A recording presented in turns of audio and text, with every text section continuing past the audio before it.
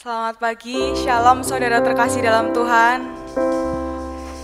Yang percaya Tuhan Yesus hadir di tempat ini boleh lambaikan tangannya. Yang hadir dengan hati penuh bersyukur boleh lambaikan tangannya. Mari kita naikkan ucapan syukur kepada Tuhan. Terima kasih Tuhan Yesus, terima kasih Bapa yang baik untuk kesempatan yang baru, untuk pagi hari ini Tuhan, untuk kesehatan, kekuatan yang Kau berikan, untuk keluarga yang Tuhan jagai, kami mengucap syukur Tuhan. Hari ini kami rindu Tuhan, agar kami boleh merasakan hadirat-Mu, biar hati kami dipenuhi oleh kasih-Mu Tuhan. Dan biar setiap pujian, penyembahan yang kami naikkan, itu boleh lahir dari hati kami. Kami mengucap syukur Tuhan, kami mengucap syukur. Hanya di dalam nama Tuhan Yesus, haleluya, amin. Mari saya undang untuk bangkit berdiri.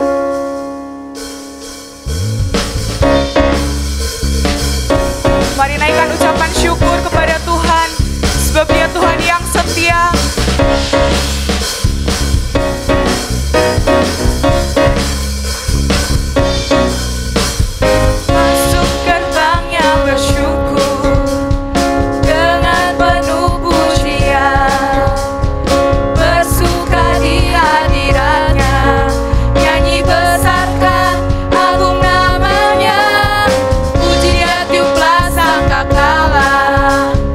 Musik dan tarian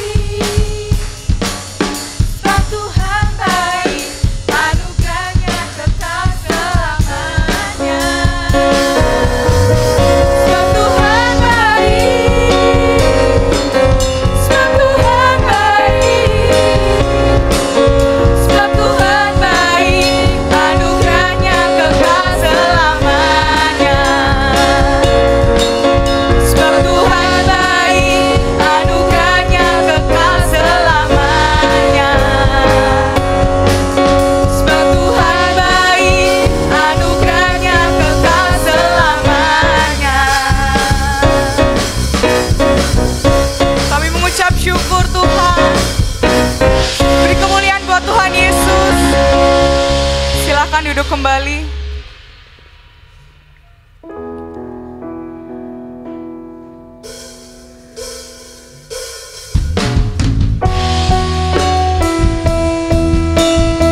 Mau selalu mengucap syukur, sebab Kau Tuhan yang baik, Kau Tuhan yang setia, Kau Tuhan yang gak pernah tinggalkan kami.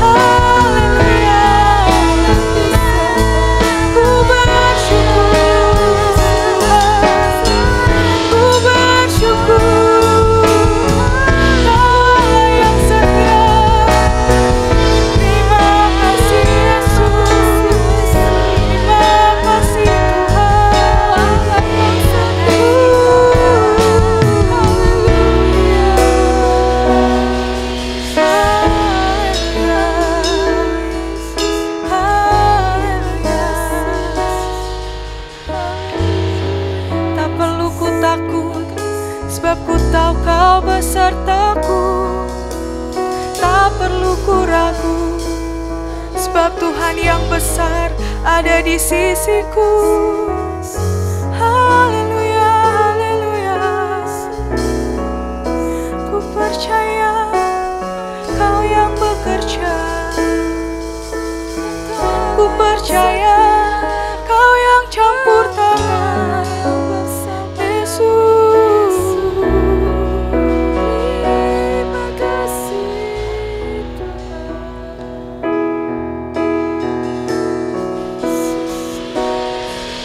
Tiada yang mustahil dan tiada yang sukar bila Roh Allah turut bekerja. Tiada yang mustahil bagi orang percaya, karena Roh Allah turut bekerja di antara kita. Tiada yang mustahil dan tiada yang sukar bila Roh Allah turut bekerja. Tiada yang mustahil bagi orang percaya, karena Roh Allah turut bekerja di antara kita. Tiada yang mustahil dan tiada yang sukar bila Roh Allah turut bekerja. Tiada yang mustahil bagi orang percaya, karena Roh Allah turut bekerja di antara kita. Jadilah seperti apa yang kau ucapkan.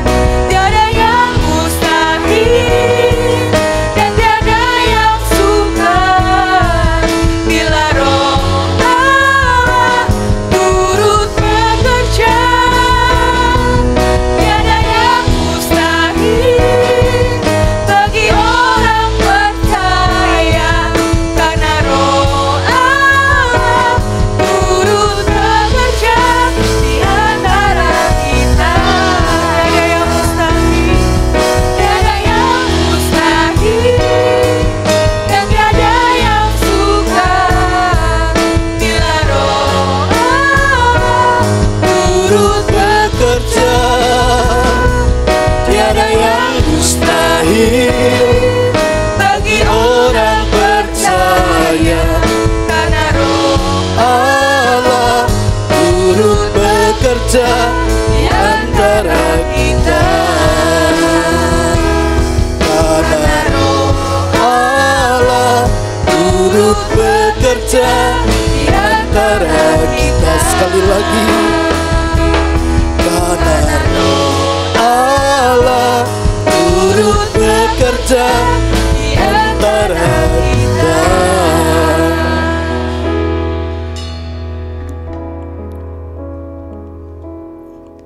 Bapak, terima kasih buat kesempatan hari ini kami boleh kembali beribadah. Karena kami tahu situasi apapun yang terjadi di sekitar kami, itu sama sekali tidak akan pernah menggoncangkan kerajaan Allah di mana kami ada di dalamnya. Sama sekali tidak akan pernah menggoncangkan kekuatan firman Tuhan yang menjadi dasar dari segala sesuatu yang telah Kau ciptakan. Sebab firman-Mu menopang segala sesuatu. Demikian halnya dengan kehidupan kami.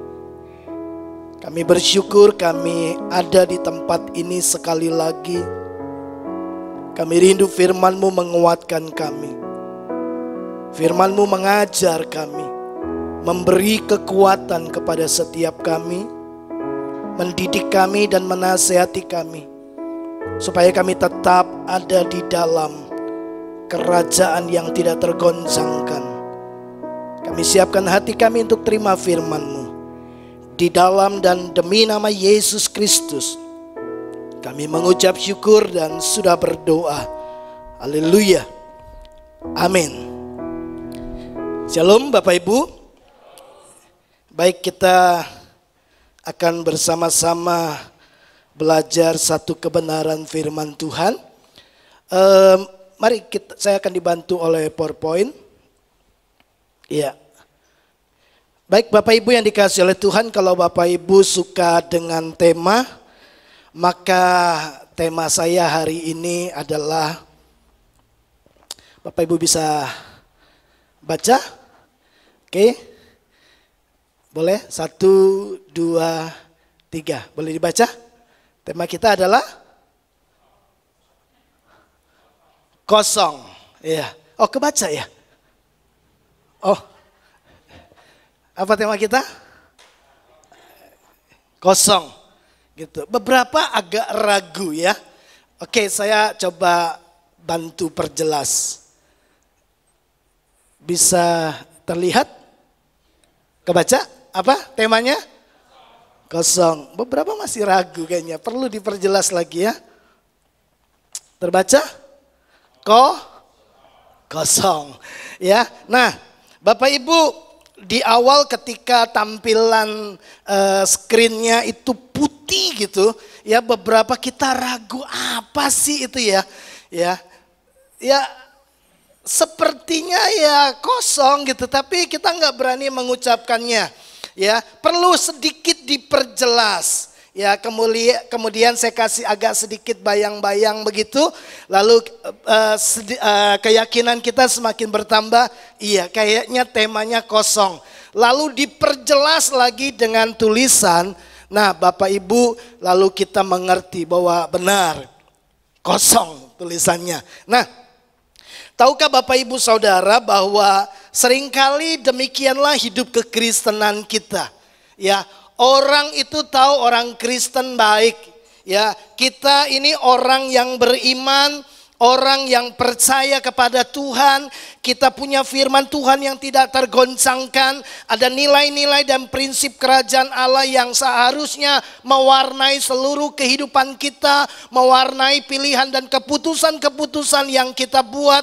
Karena memang kehidupan adalah isinya adalah pilihan-pilihan dan keputusan-keputusan yang kita ambil. Sudah ada hari ini karena keputusan yang sudah buat tadi beberapa saat sebelum sudah ada di tempat ini. Hidup kita diwarnai dengan keputusan-keputusan. Tapi beberapa orang ya melihat kehidupan kita, tapi sepertinya tidak terlihat dan tidak terbaca iman kita. Katanya orang Kristen, kok kehidupannya begini ya, gitu. Tidak terbaca iman kita, tidak terbaca keyakinan kita tentang Tuhan, tidak terlihat ya nilai dan prinsip kerajaan Allah dalam kehidupan kita. Kenapa? Karena ternyata iman kita itu perlu bekerja sama dengan yang namanya perbuatan, ya. Nah, minggu lalu kita belajar dari Yakobus pasal yang pertama bahwa tidak cukup cuma jadi pendengar firman. Alkitab menghendaki saudara dan saya menjadi apa? Pelaku firman. Sebab kalau saudara dengar dan tidak melakukannya, ternyata kita sedang menipu diri kita sendiri. Nggak enak ditipu, tapi seringkali ada banyak Kristen-Kristen penipu. Nggak tipu orang, tapi tipu diri sendiri. Dengan apa? Mengingkari iman dan keyakinan yang mereka sudah percayai dari firman Tuhan yang mereka dengar. Nah, sekarang kita akan belajar dari Yakobus pasal yang kedua. Di dalam Yakobus pasal yang kedua, Bapak Ibu, Yakobus berkata begini, iman dalam bahasa aslinya, bahasa Yunani artinya pistis. Ya, saya pernah jelaskan ini kepada Bapak Ibu Saudara. Pistis artinya gini, keyakinan yang teguh, kepercayaan yang kuat tentang pribadi Tuhan, bahwa Tuhan itu ada, Tuhan itu menciptakan langit bumi dan segala isinya, Tuhan yang menganugerahkan keselamatan di dalam Yesus Kristus Tuhan. Lalu kemudian keyakinan yang teguh kepada firman Allah yang adalah perkataan Allah. Jadi iman Itu adalah keyakinan yang teguh tentang pribadi Tuhan dan juga perkataannya. Nah, Yakobus berkata bahwa iman tanpa perbuatan adalah kosong. Gitu. Ya, iman kita tidak terlihat, tidak terbaca. Tapi kita berkata saya orang Kristen. Kita berkata saya orang percaya. Tapi orang tidak bisa lihat, orang tidak bisa baca kehidupan kita. Apakah kita benar-benar sungguh-sungguh adalah murid Yesus. Nah, mari kita akan belajar bersama-sama. Bapak Ibu mari perhatikan ini. Di dalam Yakobus pasal yang kedua, saya mau baca beberapa ayat lebih dulu buat Bapak Ibu Saudara. Ya, nah mari perhatikan ini baik-baik. Yakobus 2 pasal 2 ayat 14 berkata demikian. Apakah gunanya? Terjemahan lain, apakah keuntungannya? Saya percaya nggak ada orang yang mau dirugikan. Kita semua mau untung. Amin. Nah, Yakobus menuliskan begini, apakah gunanya, saudara-saudaraku, jika seorang mengatakan bahwa ia mempunyai iman, padahal ia tidak mempunyai perbuatan. Dapatkah iman itu menyelamatkan dia? Sebentar, ya, perhatikan ini. Yakobus bilang begini, apa sih untungnya? Apa gunanya? Kalau ada seseorang berkata begini, aku mempunyai iman, padahal, nah kata padahal itu menunjukkan, itu memberikan sebuah pembuktian bahwa kalimat selanjutnya, ya, bahwa dia tidak memiliki perbuatan. Dia bilang dia punya iman, ternyata dia tidak punya perbuatan. Nah, Yakobus bilang, dapatkah iman itu menyelamatkan dia? Mungkin Bapak Ibu berpikir demikian. Tapi Pak, bukankah Paulus berkata bahwa kita diselamatkan bukan karena perbuatan baik kita, tapi oleh iman. Berarti kan cukup iman saja. Nah, nanti saya coba jelaskan kepada Bapak Ibu Saudara, supaya kita mengerti. Tahan itu dulu, nanti saya akan jelaskan kepada Bapak Ibu Saudara. Tapi jelas di awal Yakobus menegaskan bahwa iman, orang berkata aku punya iman, padahal ternyata terbukti tidak punya tindakan, tidak punya perbuatan. Yakobus bilang gini, apakah iman itu bisa menyelamatkan dia? Ini tanda tanya. Nanti akan dijawab di dalam kalimat-kalimat sebelumnya. Ayat yang ke-15. Jika seorang saudara atau saudari tidak mempunyai pakaian dan kekurangan makanan sehari-hari, dan seorang dari antara kamu berkata, selamat jalan, kenakanlah kain panas dan makanlah sampai kenyang, tetapi ia tidak memberikan kepadanya apa yang perlu bagi tubuhnya, apakah gunanya itu? Kita ketemu sama satu orang, ya, lalu kita berkata, pakai baju, ya, karena ini musim dingin, pakai baju, kemudian makan yang kenyang. Tapi kita tahu bahwa dia tidak memiliki itu dan kita tidak memberikan apa-apa. Alkitab berkata, apa gunanya itu? Itu cuma omong doang. Setuju? Ya. Ayat 16 ini cuma omdo, ya.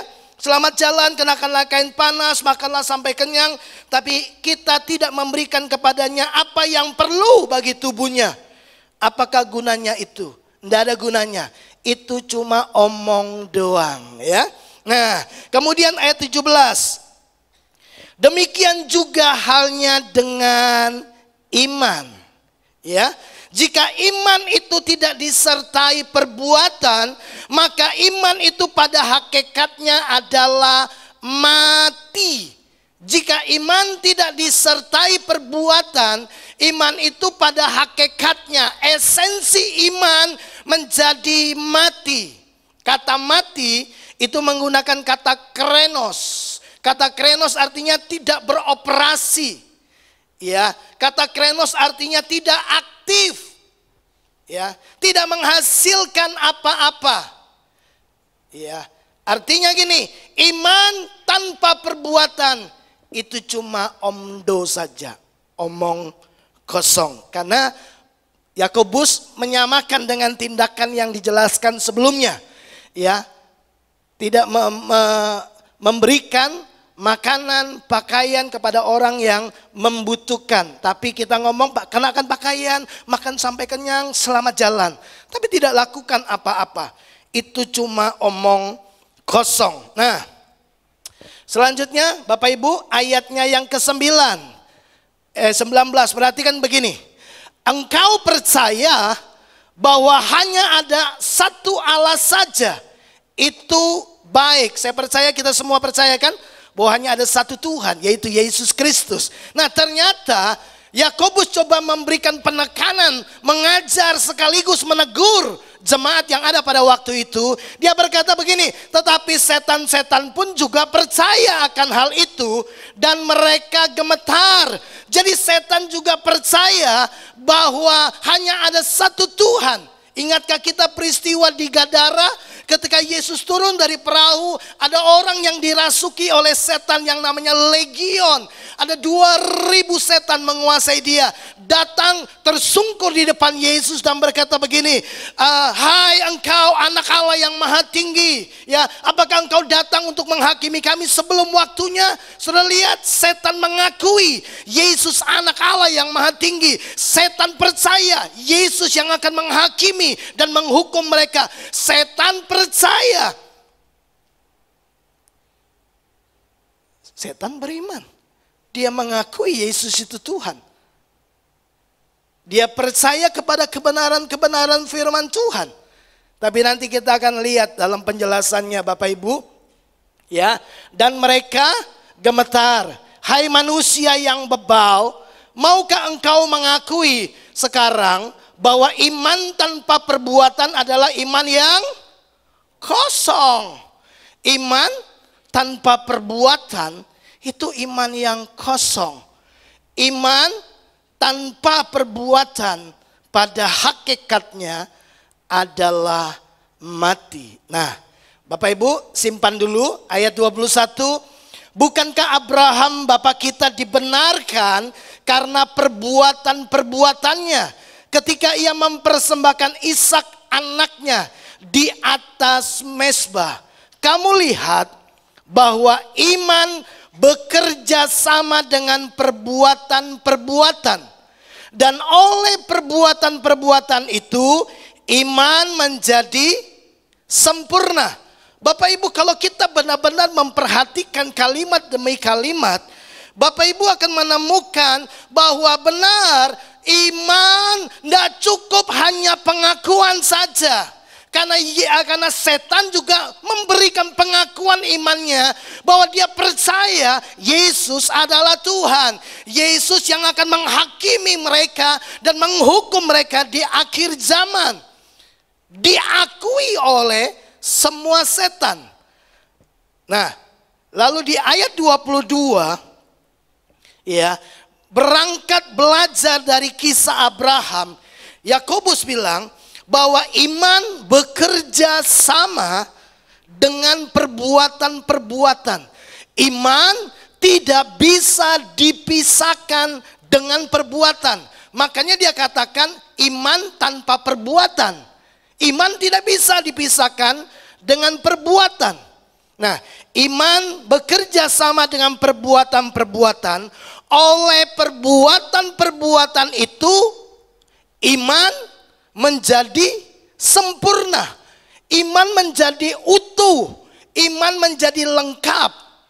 Itu berasal dari kata teleio. Ya, kata sempurna teleio artinya utuh, lengkap.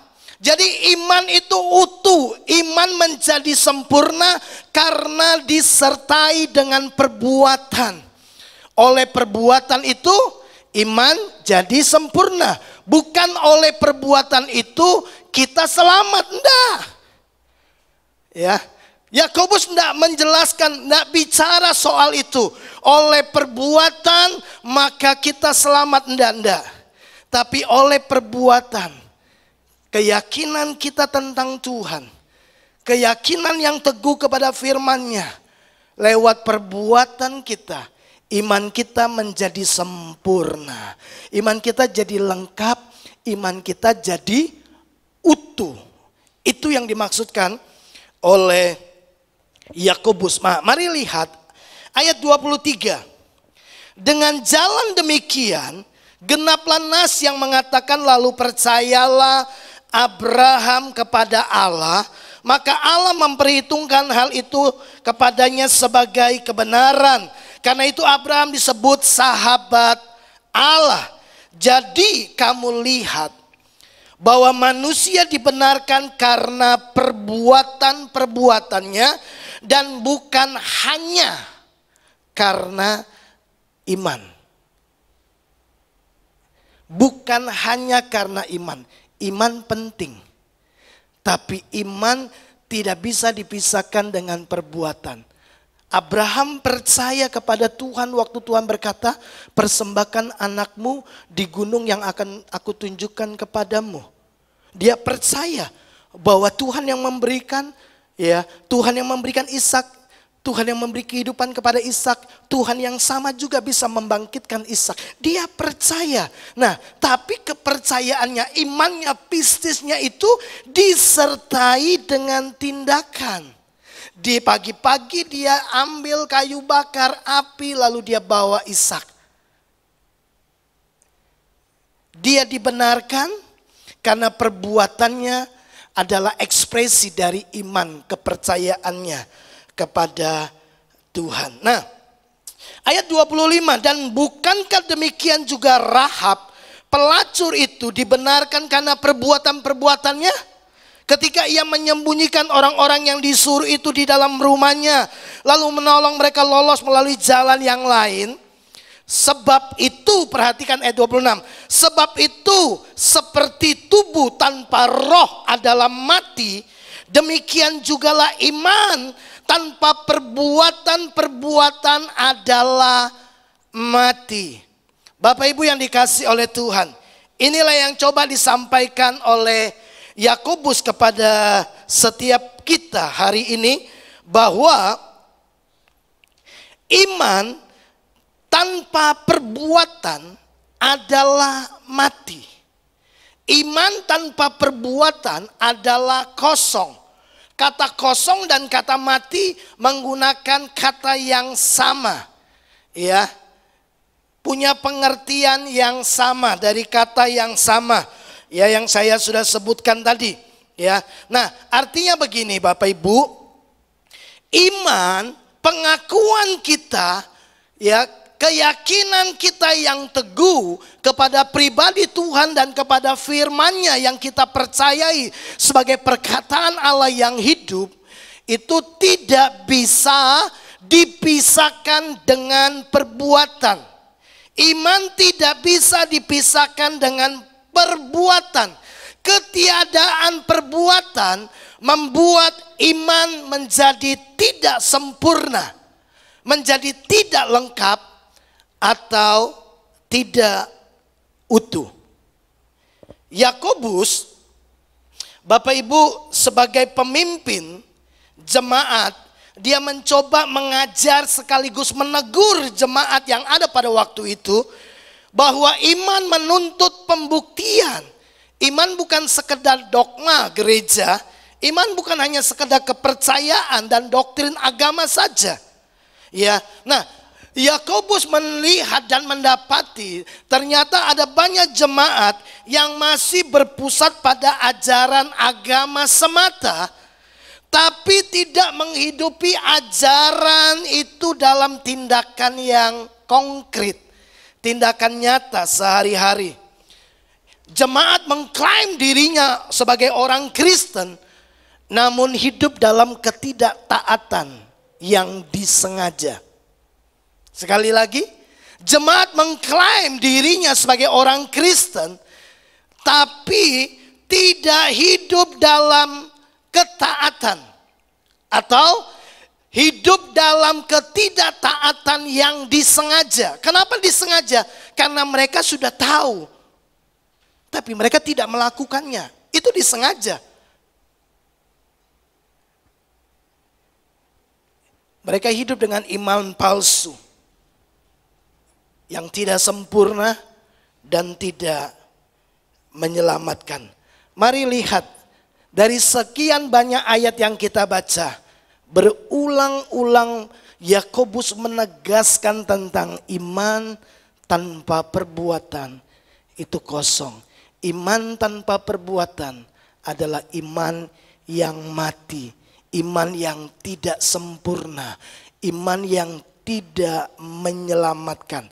Mari perhatikan ini. Saya coba ulang kalimat-kalimat itu kepada Bapak Ibu Saudara, ya, sampai 5 kali ditegaskan oleh Yakobus di dalam suratnya kepada jemaat orang-orang percaya pada waktu itu. Yang pertama, di ayat 14, di awal tadi kita baca, Yakobus bilang begini, apa gunanya bila seseorang berkata, aku punya iman, padahal dia tidak punya perbuatan. Apakah iman itu dapat menyelamatkan dia? Lalu yang kedua, dikatakan jika iman itu tidak disertai perbuatan, maka iman itu pada hakikatnya adalah mati. Ya, Yakobus sebut lagi, iman tanpa perbuatan adalah iman yang kosong. Lagi, iman bekerja sama dengan perbuatan-perbuatan. Dan oleh perbuatan-perbuatan itu iman menjadi sempurna. Lagi, seperti tubuh tanpa roh adalah mati, demikian juga iman tanpa perbuatan-perbuatan adalah mati. Bapak Ibu lihat bahwa iman tidak bisa dipisahkan dengan perbuatan. Iman harus bekerja sama dengan perbuatan.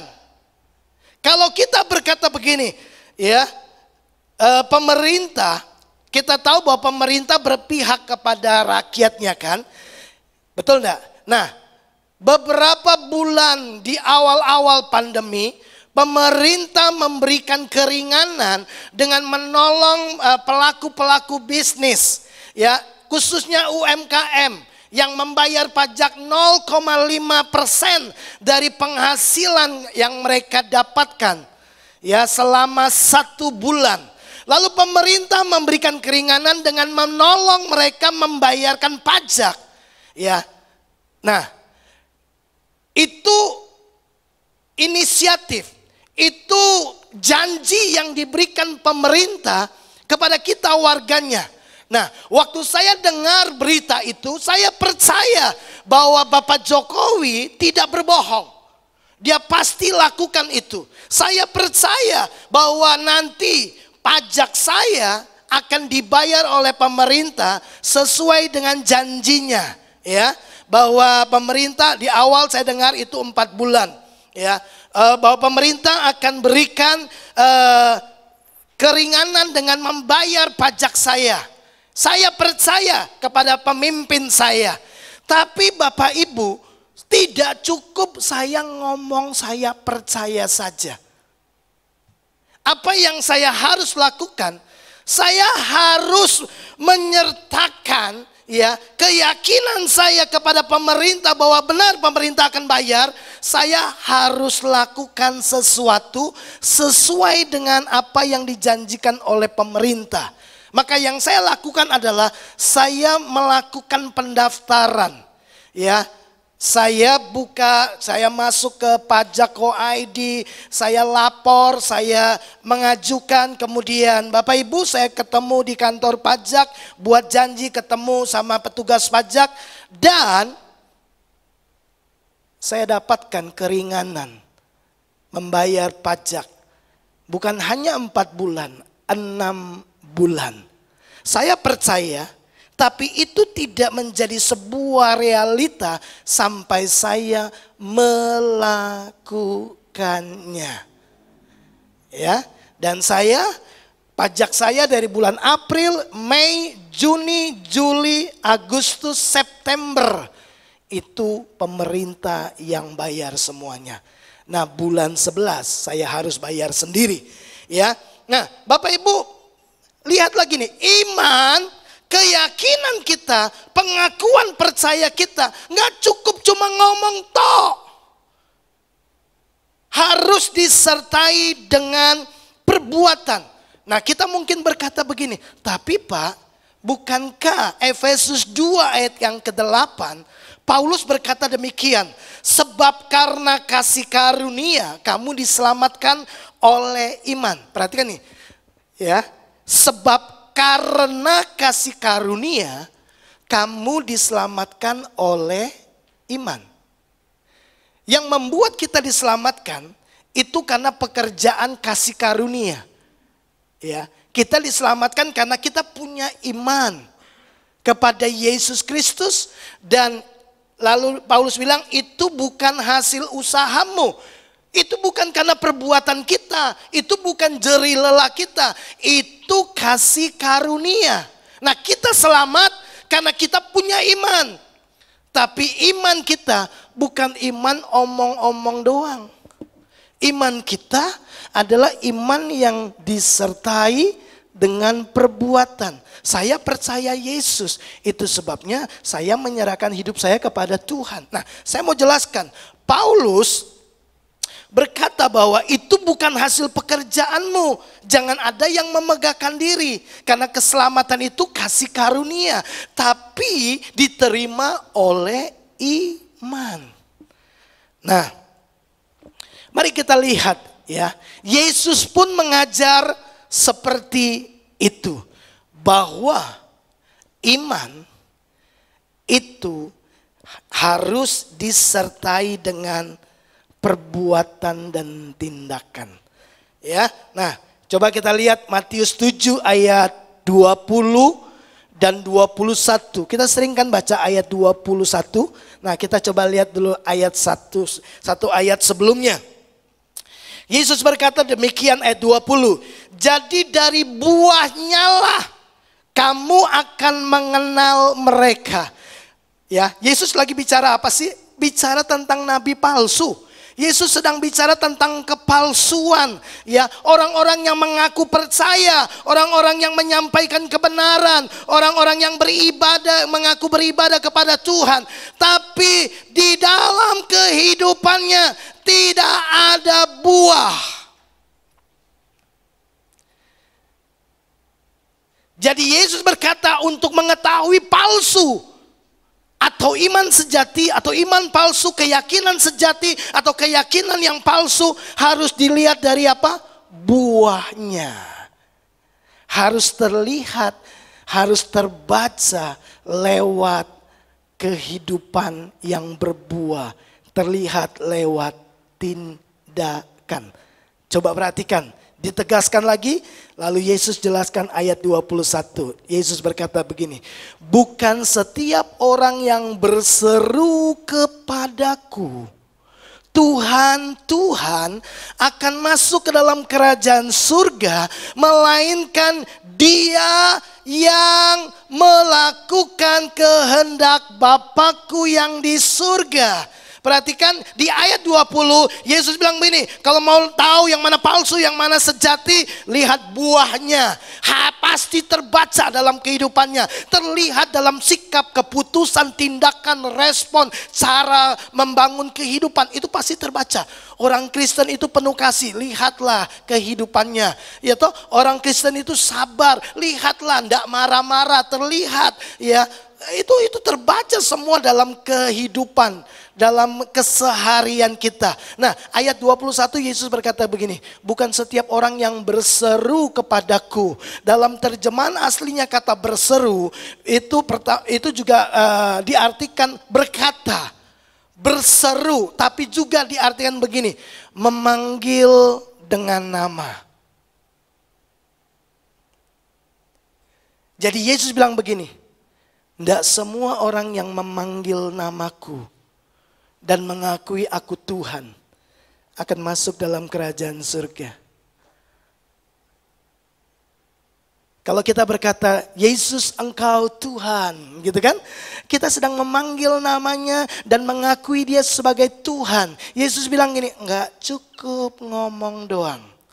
Karena yang akan masuk dalam kerajaan surga adalah mereka yang melakukan. Bukan yang ngaku-ngaku doang. Bukan yang cuma omdo.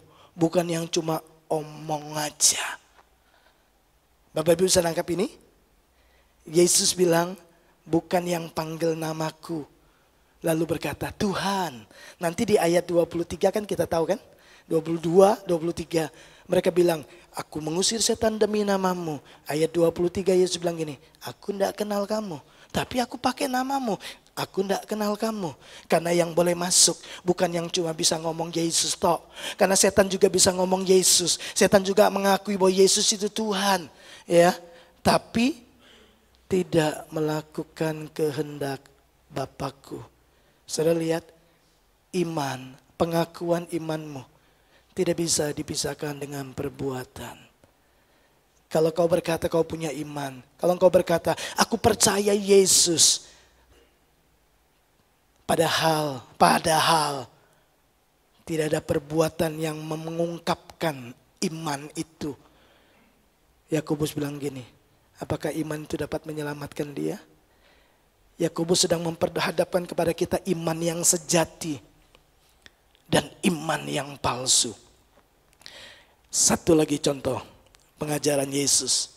Kalau Bapak Ibu pernah, kalau lihat gambar ini, ya Bapak Ibu mungkin pernah baca kisah ini. Yesus mengajar ada seorang bapak punya 2 orang anak. Ya, kita baca ayat-ayatnya. Oke. Dikatakan demikian.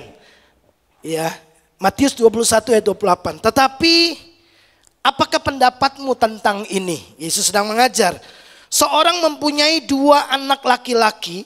Ia pergi kepada anak yang sulung dan berkata, anakku, pergi dan bekerjalah hari ini dalam kebun anggur.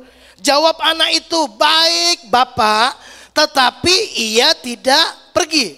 Dia ngomong apa? Baik Bapak, anakku pergi kerja di kebun anggur. Iya Pak, tapi dia nggak pergi. Ya, ayat yang ke-30. Lalu orang itu pergi kepada anak yang kedua dan berkata demikian juga. Jadi sama-sama mendengar berita yang sama, pesan yang sama, perintah yang sama. Dan anak itu menjawab, aku tidak mau. Tetapi kemudian ia menyesal, lalu pergi. Ayat 31. Siapakah di antara kedua orang itu yang melakukan kehendak ayahnya? Menurut Bapak Ibu, yang pertama, yang kedua? Yang kedua, kan? Jawab mereka, sama nih sama yang orang yang mendengar pengajaran Yesus waktu itu. Jawab mereka, yang terakhir, yang bungsu. Kata Yesus kepada mereka, aku berkata kepadamu, sesungguhnya pemungut-pemungut cukai dan perempuan-perempuan sundal akan mendahului kamu masuk ke dalam kerajaan Allah. Coba lihat, Yesus mengaitkan masuk ke dalam kerajaan Allah dengan melakukan kehendak Bapaknya. Yang sulung berkata, ya Bapak. Wah, ini orang Kristen baik ini. Iya. Tapi tidak lakukan. Yang bungsu, wah, ini berkata, aku tidak mau. Tapi kemudian dia menyesal. Cukup menyesal? Nah. Dia menyesal dan pergi juga. Dia lakukan. Ada banyak orang Kristen berhenti sampai menyesal. Ya, aku mau sungguh-sungguh sama Tuhan. Aku mau bangun hubungan yang intim dengan Tuhan. Loh, mau itu bagus, itu niat yang baik, itu niat yang mulia. Aku mau berdoa. Mau berdoa itu belum berdoa Bapak Ibu. Aduh Tuhan, aku ini sering kali salah. Udah aku mau bertobat, itu belum bertobat. Aku mau pergi makan, itu belum pergi. Sampai kita beranjak, sampai kita melakukan tindakan, sampai keputusan kita disertai dengan tindakan. Makanya pergi itu kan beranjak dari tempat yang semula. Iman jika tidak disertai perbuatan, omong kosong. Nah, coba lihat Bapak Ibu. Paulus berkata demikian, 1 Korintus 15 ayat yang kedua. Oleh Injil itu kamu diselamatkan asal kamu teguh berpegang kepadanya. Asal kamu teguh, kamu akan diselamatkan. Oleh Injil itu kabar baik bahwa Yesus mati bagi semua orang, tersalibkan menebus dosa manusia. Oleh Injil itu kamu diselamatkan asal kamu berpegang teguh. Kamu hidupi kabar baik itu. Kamu hidupi kebenaran. Seperti yang telah kuberitakan kepadamu. Kecuali kalau kamu telah sia-sia saja menjadi percaya. Nah ternyata Bapak Ibu, bisa percaya yang sia-sia loh. Ada percaya yang sia-sia. Percaya yang seperti apa? Percaya yang tidak disertai dengan pertobatan dan tidak menghasilkan buah pertobatan. Seorang perempuan yang kedapatan zina mencoba dihakimi oleh orang banyak, dibawa di hadapan Yesus. Lalu Yesus berkata, siapa yang tidak berdosa silakan lebih dulu lempar. Ternyata semua pada pergi. Lalu Yesus tanya, kemana mereka semua? Perempuan itu bilang, mereka sudah pergi. Yesus bilang, pergilah. Aku juga tidak menghukum kamu. Pergilah dan jangan berbuat dosa lagi. Kenapa perlu ditambah jangan berbuat dosa lagi? Karena pertobatan harus disertai dengan tindakan. Hasilkanlah buah pertobatan. Tidak cukup bilang aku mau bertobat, aku mau lebih sungguh-sungguh lagi berdoa. Itu niat baik. Tapi kalau nggak disertai dengan berdoa dalam tindakan, itu kan omong kosong. Itu yang disebut imanmu tidak utuh, tidak lengkap, tidak sempurna. Karena iman jadi sempurna ketika bekerja sama, diikuti oleh tindakan. Tuhan bilang begini, aku mengasihi manusia. Dia ngomong aja? Enggak, dia turun jadi manusia, mati bagi manusia. Dia lakukan dalam tindakan. Yesus tidak omong doang, aku mengasihi kamu. Ya, dia kasih nyawa. Iman harus disertai dengan tindakan. Nah, coba kita lihat kesamaan pesan Tuhan Yesus dan Yakobus dan Paulus. Ya, dikatakan begini, ketaatan kepada Allah adalah bukti dari iman yang menyelamatkan. Ketaatan kita adalah bukti dari iman kita. Ya, nah, Bapak Ibu, coba perhatikan ini. Engkau percaya bahwa hanya ada satu Allah saja. Setan juga percaya kan? Halo? Setan percaya Yesus Tuhan? Iya, mereka gemetar. Mereka takut bertemu dengan Tuhan. Ya tak? Bapak Ibu, ini imannya setan. Dia percaya Tuhan. Percaya Yesus Tuhan, tapi tidak menjadikan Yesus Tuhan atas dirinya. Itu imannya saya. Dia percaya Yesus itu Tuhan, tapi tidak menjadikan Yesus sebagai Tuhan dalam hidupnya. Tapi dia percaya Yesus Tuhan, tapi kau tidak jadi Tuhan dalam hidupku. Yang jadi Tuhan atas hidupku, yang perkataannya aku dengarkan adalah iblis, bukan Yesus. Tapi aku percaya Yesus Tuhan. Tapi yang aku lakukan, tindakan ketaatanku bukan pada perkataan Yesus, tapi pada perkataan iblis, Lucifer. Ya, nah, itu imannya setan. Apakah kita punya iman yang seperti ini? Ya, perhatikan. Hai manusia yang bebal. Maukah engkau mengakui sekarang bahwa iman tanpa perbuatan adalah iman yang kosong? Ya. Iman tanpa perbuatan kosong. Perhatikan Bapak Ibu. Iman tanpa perbuatan kosong. Pengakuan tanpa tindakan omong kosong. Ya dong. Coba, omong kosong biasanya disematkan pada orang seperti apa? Omong kosong itu biasanya ditujukan kepada orang apa? Pembohong, betul? Kalau kita ngomong Allah, omong kosong tok. Allah, kalau penipu kita selalu bilang omong kosong. Kita belajar kan sebelumnya? Kristen penipu, bunda tipu orang, tipu diri sendiri. Dengar firman, percaya, tapi tidak lakukan. Percaya Yesus? Yes. Yesus Tuhan? Yes. Apakah dia menjadi Tuhan atas hidupmu? Enggak. Aku sendiri yang jadi Tuhannya. Aku lakukan apa yang aku mau.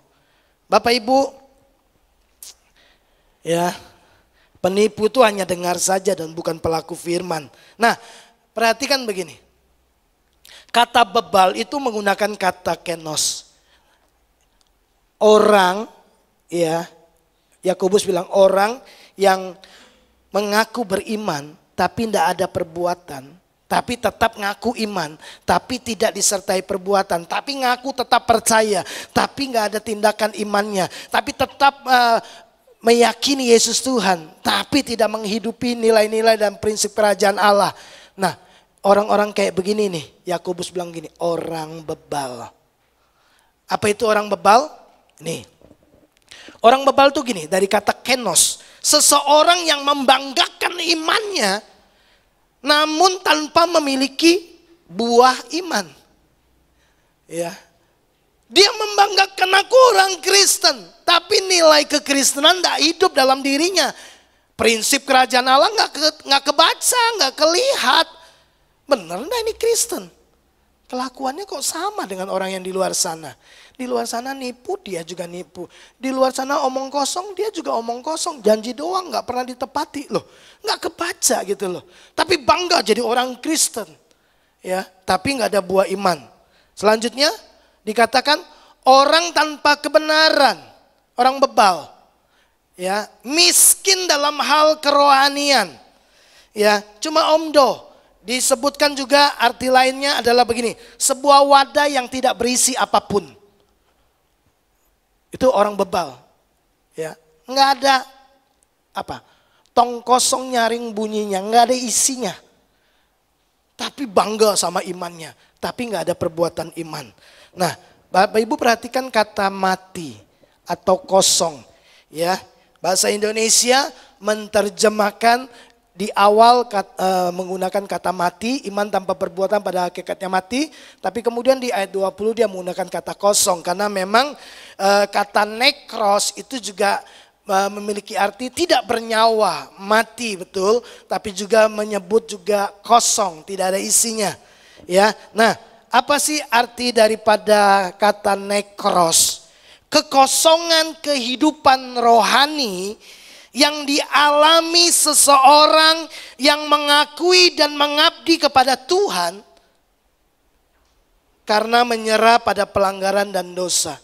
Jadi orang mengakui dan mengabdi kepada Yesus sebagai Tuhan, ya, tapi mengalami kekosongan di dalam hidupnya. Kenapa? Karena dia menyerah kepada pelanggaran dan dosa. Ya, terus hidup dalam dosa, ngaku bertobat tapi nggak berubah, nggak ada tindakan-tindakan pertobatan, nggak ada buah-buah pertobatan. Kata mati juga artinya gini, tidak aktif atau tidak beroperasi dalam melakukan kebenaran, sehingga kosong kekuatan, nggak ada kekuatan di dalam dirinya, nggak ada kuasa di dalam dirinya. Itu mati, iman tanpa perbuatan, tidak ada hasil apa-apa, tidak ada kuasa yang terjadi dalam hidup kita, tidak ada perubahan yang terjadi dalam hidup kita. Bapak Ibu dengar ini baik-baik, kenapa ini penting buat kita? Saya berharap bahwa iman kita bukan iman yang kosong. Iman kita adalah iman yang disertai perbuatan. Kita bisa berkata, dengar ini baik-baik. Kita bisa berkata bahwa Yesus ada dalam hidup kita. Tapi pertanyaan pentingnya adalah begini. Apakah Yesus berkuasa atau memerintah atas hidup kita atau tidak?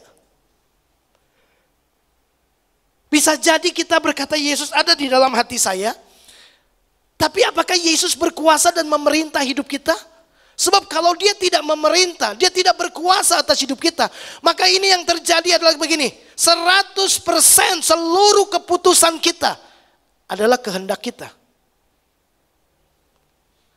Tapi kalau Yesus berkuasa, Yesus yang memerintah, maka semua keputusan itu lahir dari kehendaknya. Kenapa? Sederhana. Karena pemerintahan Tuhan selalu berjalan bareng dengan kehendaknya. Pemerintahan Tuhan selalu berjalan bareng dengan kehendak Allah. Datanglah kerajaanmu, jadilah kehendakmu. Jadi kalau kerajaan Allah datang, pemerintahan Allah datang, kehendak Allah terjadi. Nah, persoalannya jangan-jangan begini, kita ngaku Yesus Tuhan, tapi tidak jadi Tuhan dalam hidup kita. Kalau dia tidak jadi Tuhan, dia tidak memerintah, maka semua keputusan, kehendak yang kita lakukan adalah 100% bukan kehendak Tuhan, tapi kehendak kita. Tapi kita bisa mengatasnamakan Tuhan seperti Matius 7 ayat 22. Mengatasnamakan Tuhan. Tapi Tuhan bilang gini, aku tidak suruh kamu lakukan itu kok. Itu kehendakmu sendiri 100%. Tapi kita atasnamakan Tuhan.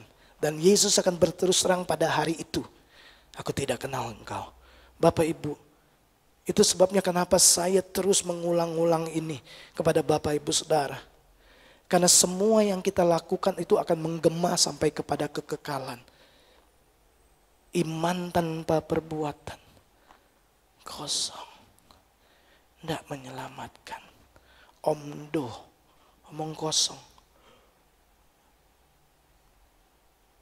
Milikilah iman yang sejati. Bapak Ibu, saya mau selesai dengan ini.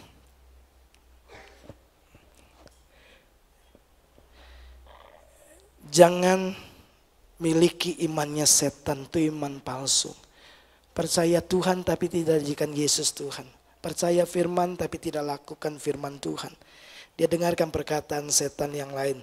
Ya, ingat gini, iman kita terlihat dan terbaca lewat tindakan-tindakan kita yang merupakan ekspresi ketaatan kita kepada Tuhan. Sekali lagi, ingat tadi yang layar kosong, ya, nggak kebaca sampai dimunculkan, disertakan tulisan, baru kebaca.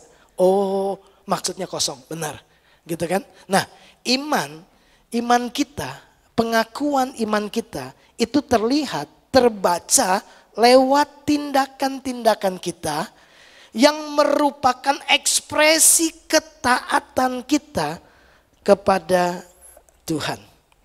Bukti kita memiliki iman yang tidak kosong atau mati adalah ketaatan kita. Nah, saya mau share ini kepada Bapak Ibu Saudara. Saya minta waktu beberapa saat lagi. Tapi ini penting banget Bapak Ibu.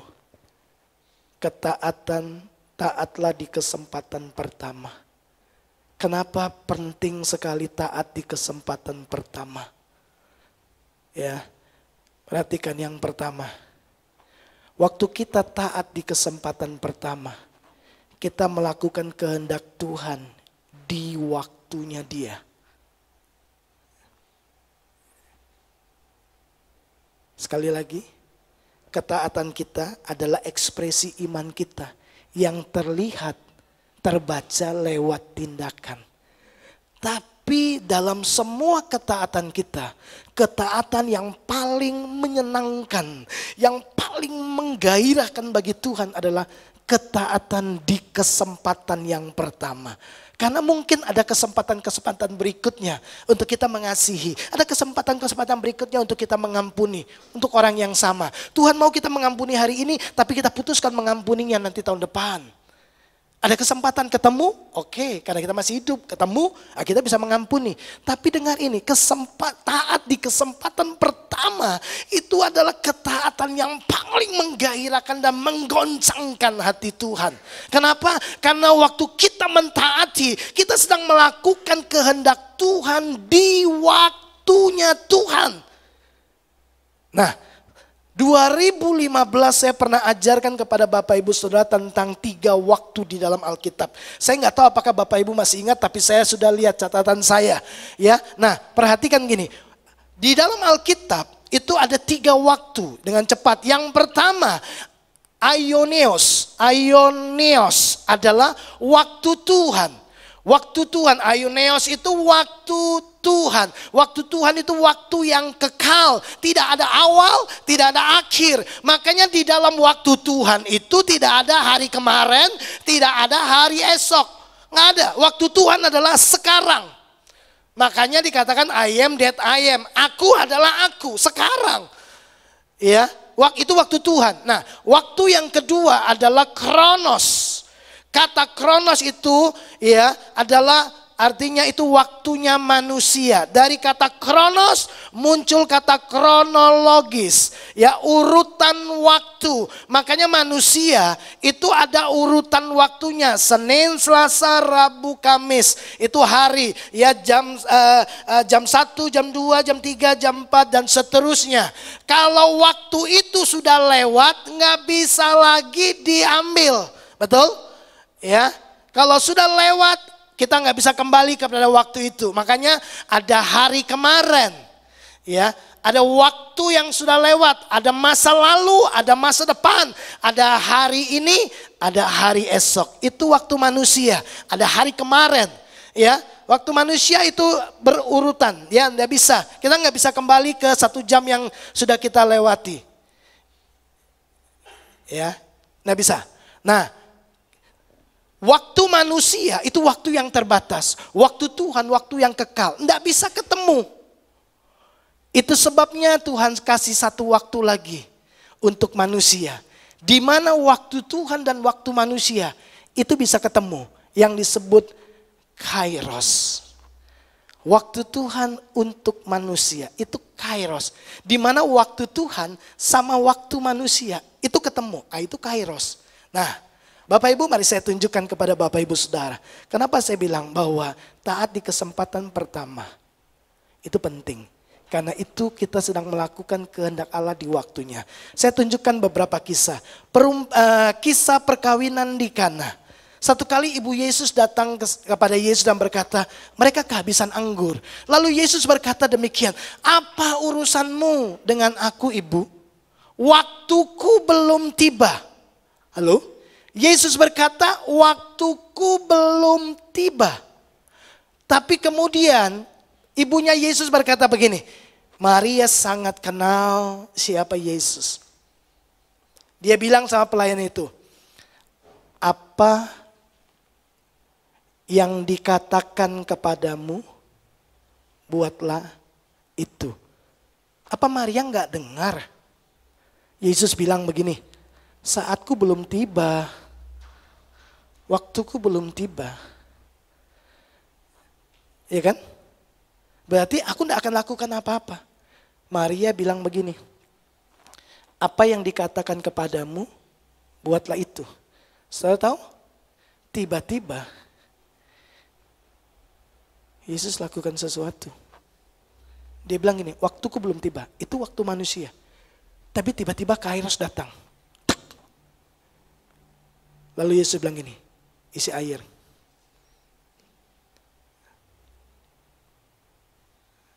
Apa yang kita bisa pelajari gini? Waktu Yesus suruh kita lakukan sesuatu, segera lakukan. Karena waktunya telah tiba. Dia bilang, waktuku belum tiba. Tiba-tiba, itu waktu Tuhan. Tiba-tiba kairos datang. Ya, ingat waktu Tuhan selalu sekarang. Nah begitu kairos datang, sekarang.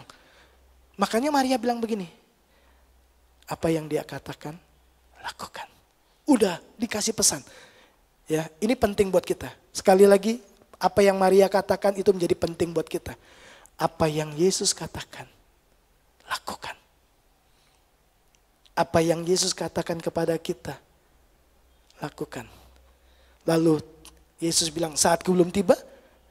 Lalu tiba-tiba Yesus bilang begini, isi air. Cedok, bawa. Sudah tahu? Sesuatu terjadi. Saya kasih contoh lagi. Waktu Yesus lagi bicara dengan perempuan Samaria di sumur Yakub. Perhatikan ini ayat 23 Yohanes 4. Tetapi saatnya akan datang. Berarti belum datang. Betul?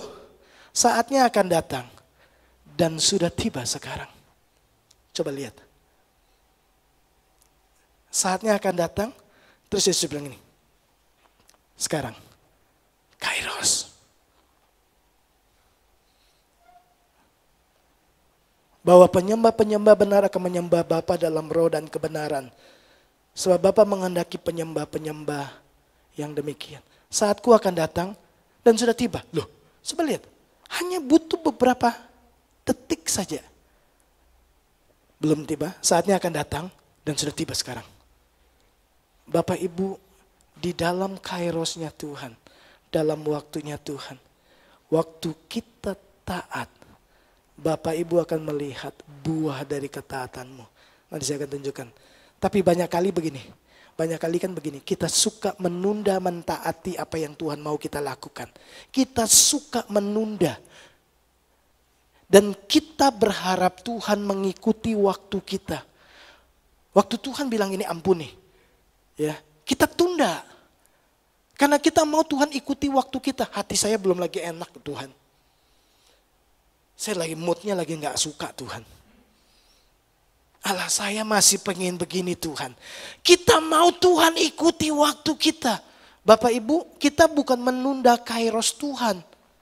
Kita membuang kairos Tuhan. Ya.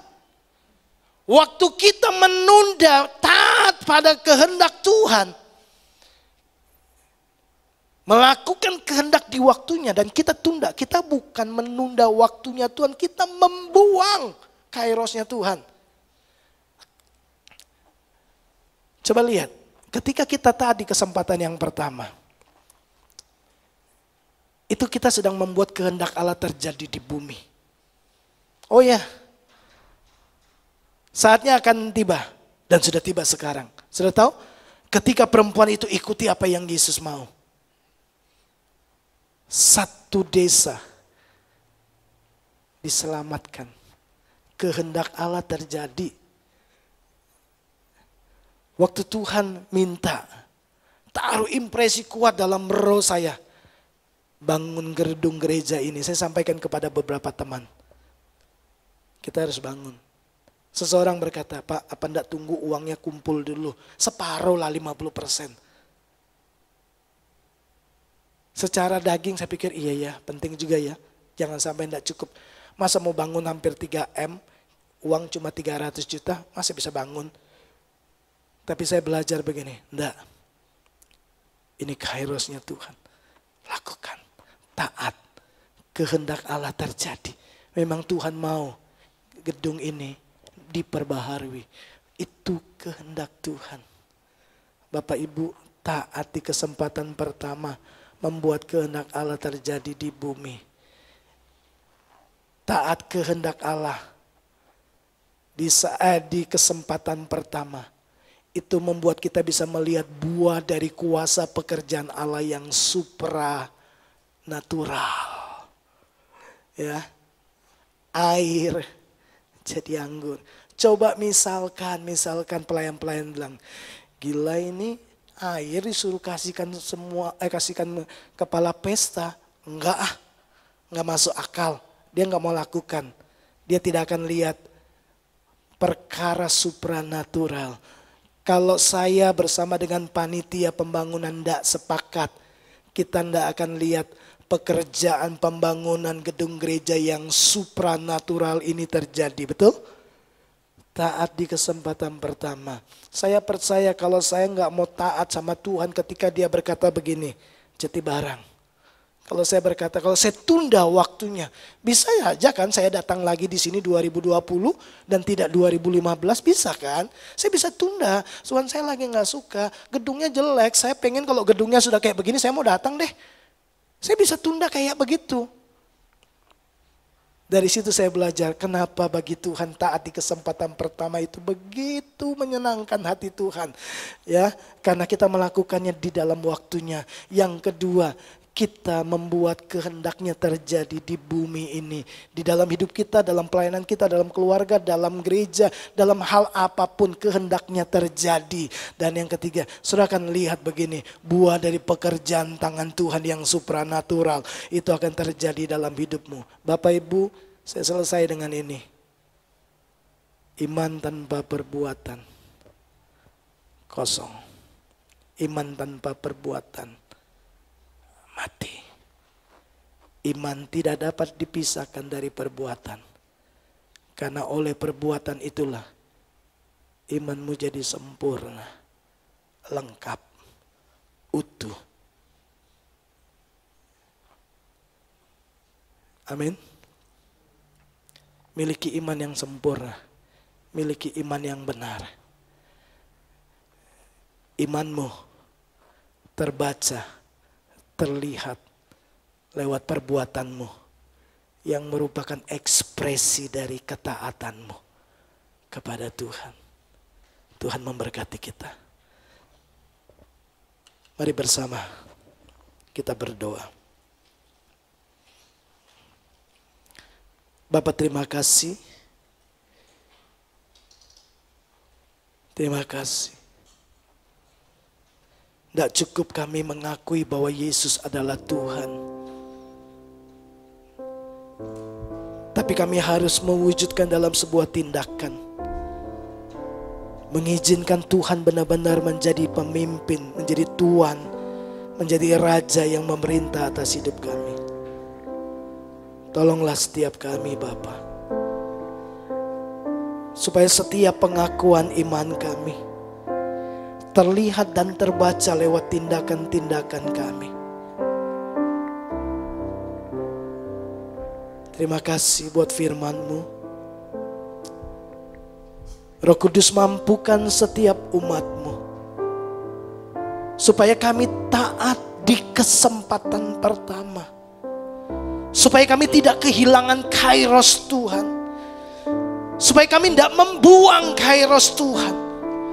Karena waktu kami taat, kami akan melihat buah dari pekerjaan Tuhan yang supranatural, mujizat, pertolongan, pemulihan, apapun bisa terjadi. Karena bagi Tuhan tidak ada yang mustahil. Engkau hanya ingin kami taat sebagai bukti dari iman kami lewat perbuatan-perbuatan kami. Stop menjadi penipu bagi diri sendiri. Jangan hanya menjadi pendengar firman dan berkata ya amin. Tapi kau dapati Tuhan kami seringkali tidak menjadi pelaku firman. Sebab bukan orang yang memanggil nama Yesus yang akan masuk dalam kerajaan surga, melainkan mereka yang melakukan kehendak Bapa di surga. Biarkan kau dapati setiap iman kami adalah iman yang sempurna, iman yang menyelamatkan, iman yang disertai dengan perbuatan-perbuatan. Dan oleh perbuatan itu iman kami menjadi lengkap, utuh, sempurna. Kami tidak mau jadi orang yang bebal.